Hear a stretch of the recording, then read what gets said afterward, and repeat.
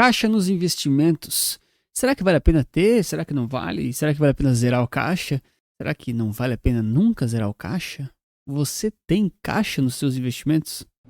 Caixa nos investimentos nada mais é do que uma parcela do seu dinheiro e do seu patrimônio que ela está alocada aí em renda fixa de curtíssimo prazo, uma liquidez muito alta, aquela liquidez diária, D mais zero, algum tipo de investimento que não tem imposto, come cotas, IOF, enfim, dinheiro que está ali bem no curto prazo para você poder fazer o que você quiser com ele, mas sempre visando comprar algum tipo de ETF, algum tipo de ações que simplesmente o preço caiu. E por ele ter caído muito, você quer pegar o seu caixa e gastar naquela oportunidade. É também chamado aqui de reserva de oportunidade por muitas pessoas.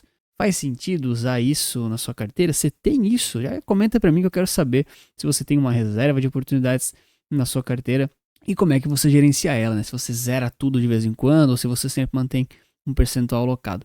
Olha, o fato, independente se você tem ou não tem, é que tem algumas empresas que utilizam essa metodologia. Isso não quer dizer que você tenha que copiar, mas, por exemplo, o próprio Warren Buffett lá da Berkshire, eles também tem uma certa posição aqui em cash, que fala, né, em dinheiro, dinheiro quase vivo, né, no curtíssimo prazo. Então, inclusive agora em final aí 2024, eles chegaram a uma das posições recorde aí de caixa em percentual da empresa deles, basicamente aí chegando em praticamente 30% do patrimônio da empresa em cash, né, dinheiro de curtíssimo prazo. De certa forma, olhando aí uma possível queda no mercado de ações, não que uma coisa tenha a ver com a outra, mas que de fato é um dinheiro que fica disponível ali para eles fazerem o que eles quiserem, independente se o mercado caia ou se ele não cai. Então, o primeiro ponto que a gente tem que ter muita clareza aqui é que o termo de caixa ou de reserva de oportunidade, ele é um termo usado para um dinheiro que vai ser gasto em muito pouco tempo para uma finalidade específica, que é comprar os ativos de renda variável que caírem de preço, despencarem, crise e assim por diante, tá? Não confundam as coisas com renda fixa, mesmo que seja na Selic, em liquidez diária, algum ETF de renda fixa, como reserva de emergência, reserva de oportunidade ou caixa, tá? Porque são coisas diferentes. O caixa ele usa desses instrumentos aí de curto prazo, mas não quer dizer que você, só porque tem Selic, CDI da vida, D mais zero, vai ficar gastando esse dinheiro para comprar outros ativos. E aqui que mora, talvez, o primeiro grande erro dos investidores, inclusive mais experientes, tá? Não vou nem comentar a questão de tentar prever o que o mercado vai fazer sem uma lógica muito boa. Mas muitas pessoas, quando elas estão confiantes no mercado e veem os preços caindo, elas acabam zerando essa parcela não só de caixa, quanto de renda fixa. E isso tem um problema gigantesco. Vou dar um exemplo aqui do IFIX só para ficar bem claro uma ideia que eu quero passar para vocês. Preste atenção. Lá desde abril aqui de 2024, o IFIX bateu um topo e aí ele veio caindo ao longo de muitos meses, né? Então, ele chegou a cair aqui de topo ao fundo, 16% de queda. Beleza, não é um percentual tão absurdo assim, mas é um desconto relevante, tá? Só que assim, no início ele veio caindo numa cadência muito tranquila. Caiu, subiu, caiu mais um pouquinho, ficou ali naquele imbróglio e aí de repente deu uma exagerada, né? E claro que se você conseguiu comprar aqui, ó, bem aqui no fundinho, você tá muito bem, tá muito feliz, parabéns. Só que é difícil, né? Porque assim como teve esse fundinho aqui, também teve esse anterior, esse. Então esse é o primeiro grande cuidado que você tem que ter. Não adianta você gerar o caixa e não ter mais nada de renda fixa, por exemplo, se você, enfim, pode estar exposto ao ativo cair ainda mais. E por que eu falo isso? Eu vejo muito em diversos comentários de outros vídeos, de outras pessoas, e os criadores de conteúdo aí também, e eles não incentivam isso, mas as pessoas fazem por escolha própria, e muita gente falando, poxa, tá muito barato, não tenho mais dinheiro para comprar mais. E cara, isso é muito perigoso.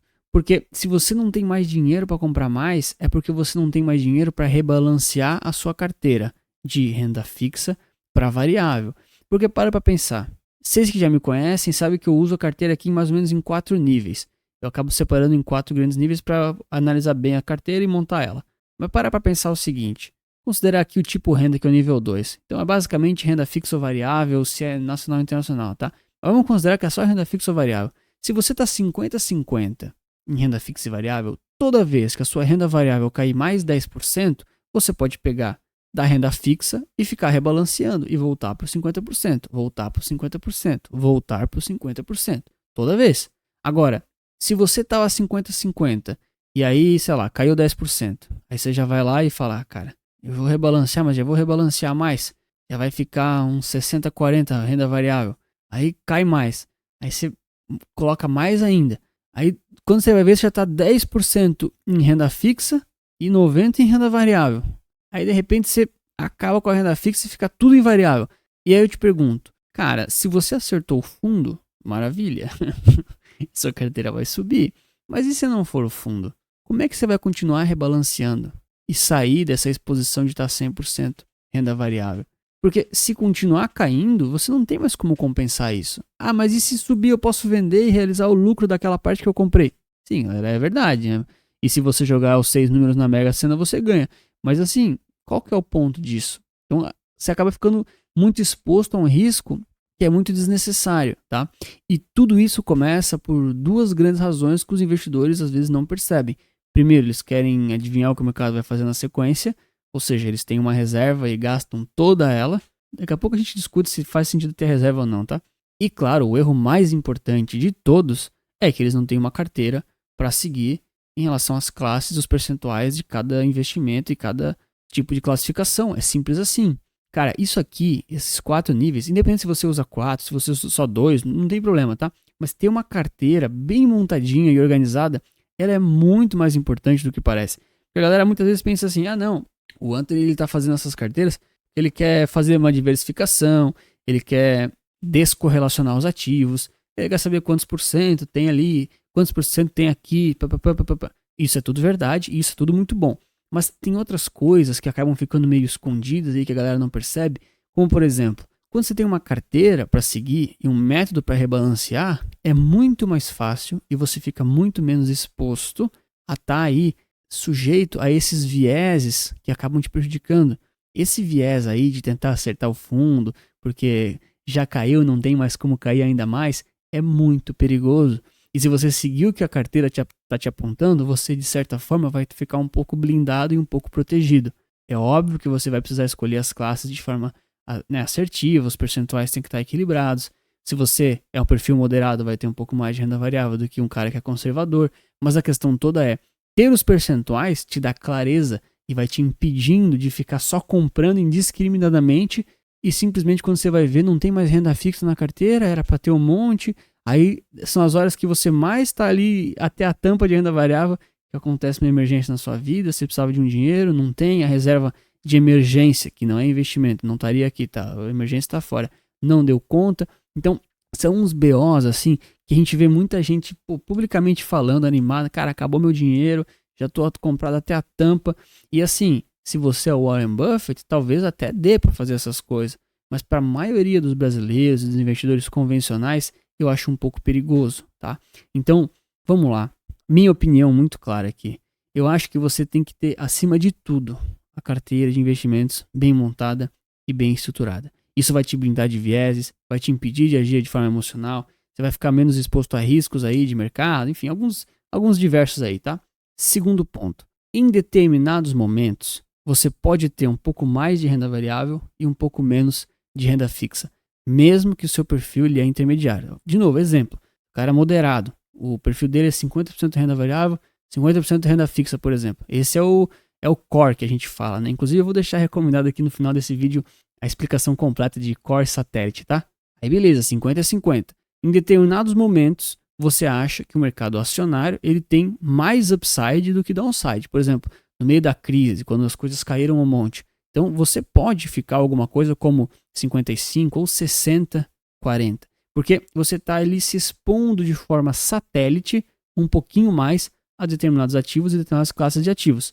Tá? De forma que se subiu muito tudo e você está um pouco receoso ou tem alguma coisa na sua vida chegando, sei lá, você vai mudar de emprego, ficou desempregado, vai vir um filho, está se mudando, comprando imóvel, sei lá, sua vida pessoal. Você também pode ficar um pouquinho mais overexposto, que a gente fala, em renda fixa, justamente para, cara, não ficar exposto à variação e depois, né, já que tá tudo tão caro, se cair você rebalanceia um pouco mais forte e tal, ok. Então, é um tipo de caixa que não tem esse nome, mas é o tipo de coisa que eu acho uma conduta que ela é, para mim, ela é aceitável porque ela é muito controlada, ela é muito local, entende? Se o foco é ficar 50-50 e em determinados momentos você fica 60-40 ou 40-60, é uma mudança, sim, mas não é uma mudança gigante, entende? Isso vai interferir no seu portfólio? Vai, mas tem prazo de validade. Não é ficar assim de forma indiscriminada e depois nunca mais acabar. Tá? E eu não gosto de chamar de reserva de oportunidade ou de caixa, tá? Eu não gosto desses nomes porque realmente parece que eu só estou esperando as ações caírem e eu acho que não adianta ficar esperando, às vezes elas não caem, entende? Às vezes você tem que voltar a ficar 50-50 mesmo que elas não caíram, tá? É realmente por uma questão assim mais de macroeconomia, tá? Geralmente por causa da minha tese de investimentos. Agora, você ficar ao invés de 50, 60 ou 40, isso altera, mas isso não muda a história da sua carteira, entende? Não é como se você tivesse, era 50 eu fui para 10. Cara, isso é uma mudança muito grande, aí muda tudo, você está mudando de perfil de risco, às vezes você tá mudando tudo ali dentro, realmente, eu vou ficar com caixa grande para esperar as ações caírem. Cara, mas isso aí é um perfil conservador, daí você simplesmente mudou de perfil. E se isso for do seu interesse, tudo bem, só não se engana achando que agora isso é fazer caixa e reserva de emergência. Então tem que tomar muito cuidado com isso. O próprio Warren Buffett, da imagem que eu mostrei lá, os 30% que a Berkshire tá de caixa, né? É o tipo de estratégia que eles fazem. Então, se o S&P cai, eles não ficam tão expostos. Mas aí que entra a grande sacada. Eles estão sempre dentro do mercado. E isso eu defendo demais. Você sempre tem que estar exposto, um pouquinho que seja, a cada classe geral, as principais dos ativos. Mesmo que eles estão muito caros, você tem que estar um pouquinho exposto. Então você nunca pode sair de todos eles, assim, de forma a zerar todas as posições. De forma que também você não pode ficar ultra exposto só numa classe e zerar as outras porque, enfim, desconsiderou, não olhou mais e assim por diante. Então, o problema de fazer caixa é isso. É porque muita gente às vezes daí zera a renda variável e ela continua subindo e indo embora por meses e anos e anos e anos. Ou então você fica fora dos dias mais importantes do ano, os maiores retornos que acontecem, só porque você estava fazendo caixa, entendeu? Então eu entendo que em alguns momentos você quer ter uma reserva um pouco maior de dinheiro e você quer se resguardar um pouco pela volatilidade. Eu entendo isso e eu acho isso legal, acho interessante. Não é a forma, estatisticamente falando, a melhor de todas, tá? Mas aqui eu também tenho que ser um pouco humano, porque eu entendo lá das pessoas, dos investidores. Se a gente for só no que é ideal estatisticamente, a gente não vai conseguir aplicar. Nem eu, que trabalho com isso e tenho psicologicamente uma noção grande dos investimentos, e muito menos, cara, pessoas que...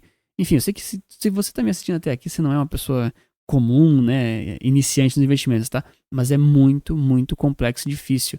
O próprio Warren Buffett, ele também está sempre no mercado. Ele tirou os 30% para não ficar tão volátil, mas ele ainda está no mercado, porque é muito difícil saber até onde vai subir ou até onde vai cair.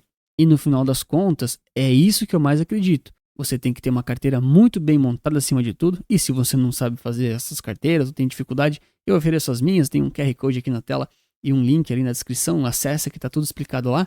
E com essa carteira você vai seguindo o método e mês a mês vai rebalanceando, de forma que você não fica criando caixa e você não fica comprando e vendendo ativos que não estão na carteira.